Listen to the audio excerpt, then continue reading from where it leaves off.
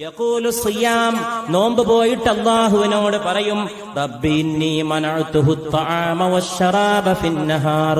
അല്ലാഹുവേ, ഈ നോമ്പുകാരന്റെ പകൽ സമയത്ത് അവന്റെ തീറ്റയും കുടിയും ഞാൻ അവന് തടഞ്ഞവനാണ്. ഫശഫ്ഇനി ഫീ, അതുകൊണ്ട് അവന്റെ കാര്യത്തിൽ എന്നെ ഒരു ശുപാർശകനാക്കേണമേ എന്ന് പരിശുദ്ധ റമദാൻ.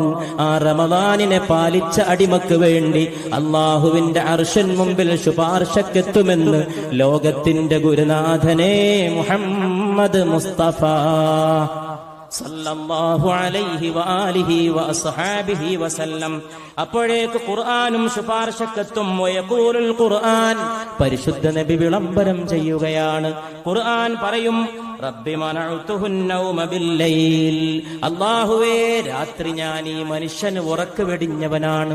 പാതിരാത്രി ഉറക്കളച്ച കണ്ണുകളുമായിട്ട് ഖുർആന്റെ അക്ഷരങ്ങളിലൂടെ ദൈവിക വിജ്ഞാനത്തിന്റെ വിളംബരത്തിന്റെ വെളിപാടിന്റെ വെളിയാളത്തിന്റെ മൊഴിമുത്തുകളിലൂടെ കടന്നുപോയവനാണ് ഈ മനുഷ്യൻ. അതുകൊണ്ട് ഫശഫ്ഇനി ഫീ, ഈ ആൾക്ക് വേണ്ടിയിട്ട് എന്നെ ശുപാർശകനായി സ്വീകരിക്കണമേ എന്ന് റമദാന് ശേഷം. Download ShareChat.